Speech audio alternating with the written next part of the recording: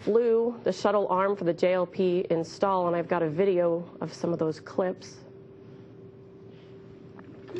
See, this is a removal from the payload bay. The first thing that Takao did is release the latches, and then you can see here, this is actually a split camera view. You can see it moving out of the payload bay. This was taking place while we were doing the EVA. This is a view from Garrett's helmet camera. They took the opportunity to look around a couple times and watch the impressive sight as we were installing the JLP. You can see in the bottom right corner the EV crew working there as they assemble the SPDM as we're putting JLP over to the station. This is a shot from the shuttle's arm. And then here you're actually looking from the station, from the installation port out to the JLP. And then here's a final shot showing the installed position. Let's see, on console right now, they're probably doing the leak check between the JLP and the Node 2. Shortly after that, we're going to upload a software patch that hopefully will help us to power up the SPDM while it's on the pallet. And with that, I will hand it over to Kirk. All right, thanks, Dana. It's certainly a great day, a great international day for the space station program. As Dana mentioned, the JLP was attached to the ISS, and I had the great pleasure of being able to congratulate our JAXA representatives and guests here in Mission Control Center. And I also had the pleasure of congratulating the JAXA Program Manager for International Space Station, Hasegawa-san, in Japan. They were having a video conference shortly after the JLP was firmly bolted to the ISS, and I had the great pleasure of congratulating him. We also, during the day, we began the installation of an assembly of the SPDM, or Dexter. So it was great from a CSA perspective, and Pierre-Jean, I'm sure, will speak to you some more about that. And finally, in the midst of all this, at another place around the Earth, the ESA ATV, Jules Verne, was performing a real key milestone in its checkout prior to being able to approach and dock to the International Space Station. It was performing a maneuver we call the CAM demo, which is a collision avoidance maneuver using a backup or redundant set of avionics, and that was successful. And all these things were occurring at the same time. So we had two arms going on, two EVA crew members outside, ESA activities going on in another place of the world. You can see it was truly an international day with the space station. Like I said, it's a great day. We've with the installation of the JLP on the ISS, we've set the stage for Kibo and the large pressurized module to come up and be completely outfitted for research, and also to allow the HTV to come to International Space Station. With the beginning of the assembly of Dexter, when Dexter's complete, it'll allow us to replace broken devices, failures outside, without having to actually perform EVA. So that'll be a great asset to the ISS. And finally, with the ATV, successful CAM demo, it's setting the stage for it to come to the ISS and deliver cargo, fuel, water, air, with a dissimilar means. It'll be different from the shuttle and dissimilar from the Russian Progress and Soyuz, so it's a new capability to ISS. All these things are really important to the successful not only assembly of ISS, but coming to fruition of all the research that we plan to do on International Space Station.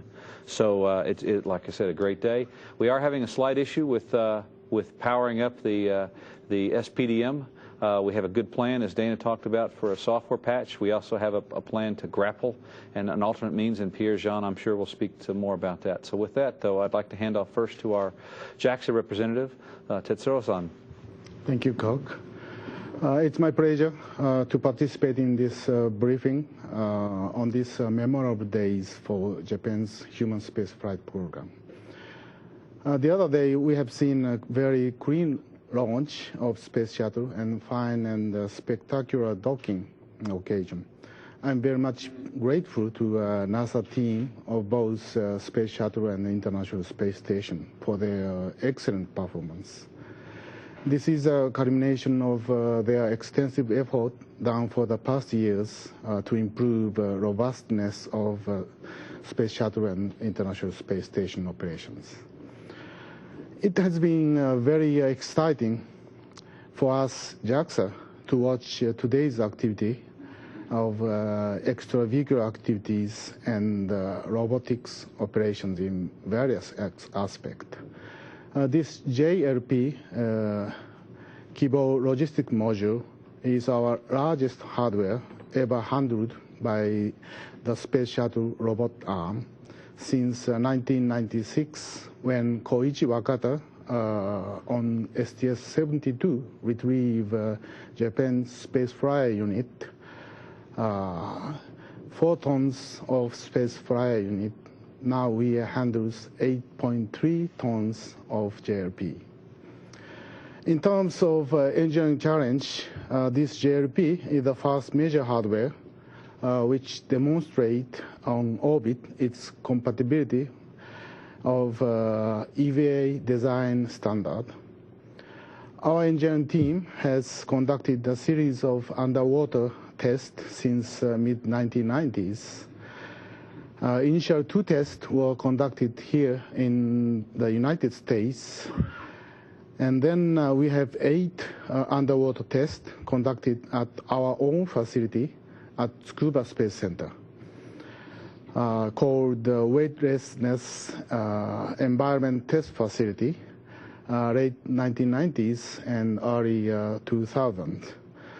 2 of them were for design verification purpose. Remaining 6 were for procedure development purpose. Final verification has been done in neutral buoyancy lab here in Houston.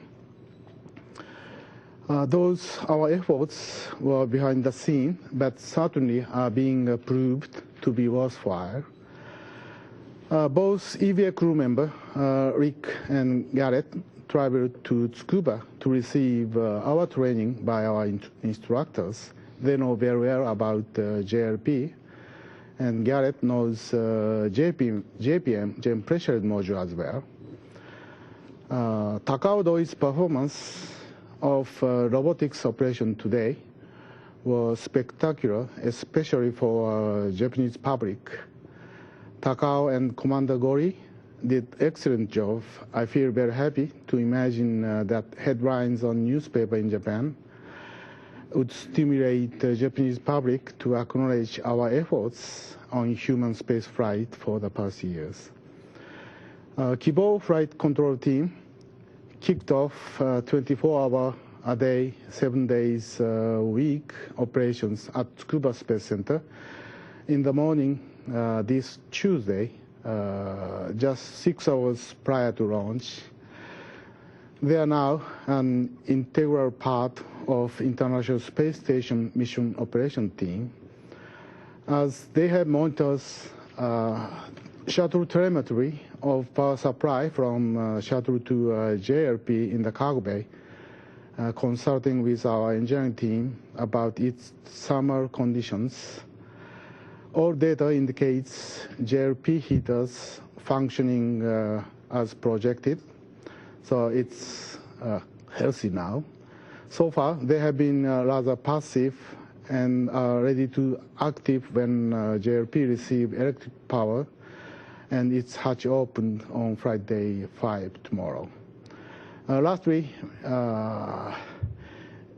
it is really the moment we, JAXA, became a visible partner on orbit on this occasion.